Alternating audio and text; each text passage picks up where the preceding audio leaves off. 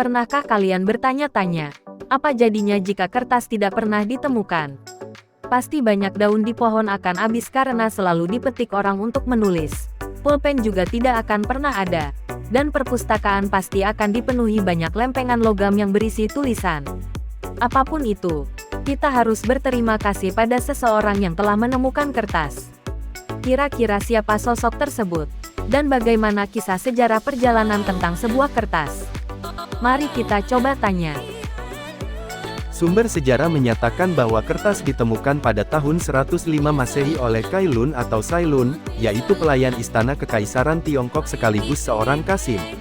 Kala itu, lembaran kertas diproduksi dari kulit pohon, potongan kain tua dan jaring ikan. Tak banyak catatan tentang Cai Lun. Konon kabarnya kaisar sangat senang atas penemuan Cai Lun, dan Cai Lun pun naik pangkat, ia pun mendapat gelar kebangsawanan.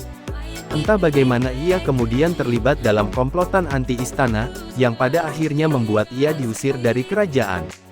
Karena hal itu ia lalu bunuh diri dengan menenggak racun. Lalu, pada abad ke-6, kertas dibawa ke Jepang oleh Dam Jing, seorang biksu Buddha. Orang Jepang mulai mempelajari teknik pembuatan kertas dan menggunakan pul dari kulit kayu murbei sebagai bahan utamanya.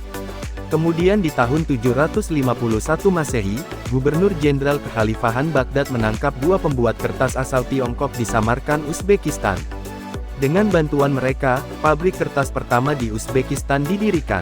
Berkat rami dan linen yang berlimpah yaitu bahan baku berkualitas tinggi untuk membuat kertas, produksi berjalan baik bahkan menyebar ke kota-kota lain di Asia, khususnya Baghdad, Irak, dan Damaskus, Suriah. Untuk memperoleh bubur kertas atau pul yang homogen, melibatkan teknik garnetting dan maserasi kain dalam air. Kemudian diayak untuk memisahkan serat maserasi dari air. Lalu lembaran ditekan, dikeringkan, dan ditutup dengan lapisan tepung beras supaya lebih mudah menerima tinta. Kemudian kertas tiba di Eropa pada abad ke-11, imbas dari penaklukan Arab atas Spanyol dan Sisilia. Bukannya diterima dengan baik, justru kualitas kertas dianggap lebih rendah dari perkamen. Bahkan, di tahun 1221, Kaisar Romawi Suci Frederik II melarang penggunaan kertas untuk dokumen publik. Sebab, tepung beras salah satu bahan pembuatnya adalah sumber makanan bagi serangga, sehingga lembaran kertas tidak bertahan lama. Bukan berarti kertas tidak digunakan sama sekali, tetapi pemanfaatan kertas dikanselir terbatas pada draft, risalah, dan register. Hingga semuanya berubah berkat peran Fabriano, kota kecil di wilayah Marche, Italia. Pada abad ke-12, Fabriano memproduksi kertas dari linen dan rami dengan peralatan serta teknik produksi baru. Dengan penggilingan palu hidrolik, secara signifikan mengurangi waktu untuk menghasilkan pul.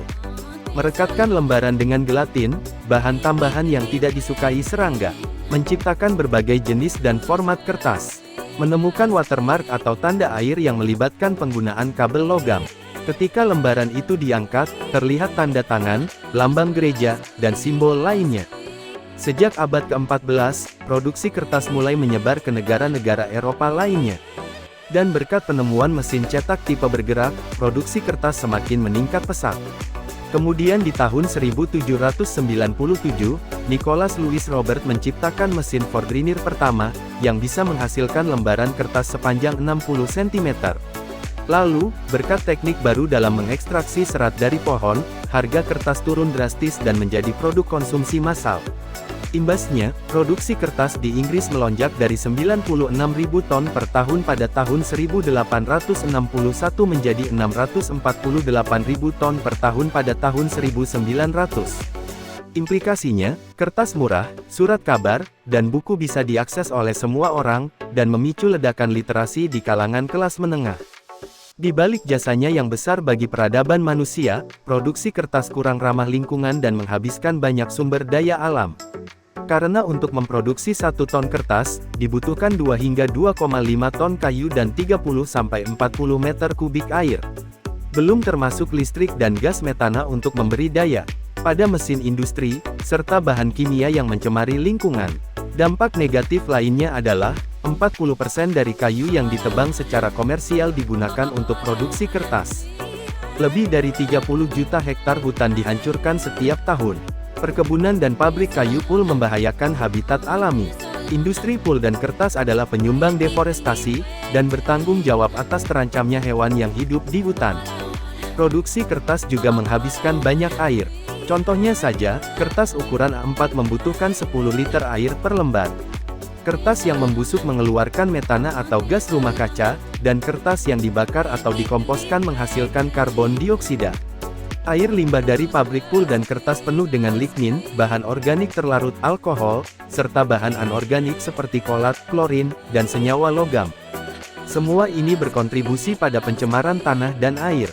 Industri kertas merupakan konsumen energi terbesar kelima di dunia, dan menggunakan 4% dari energi dunia.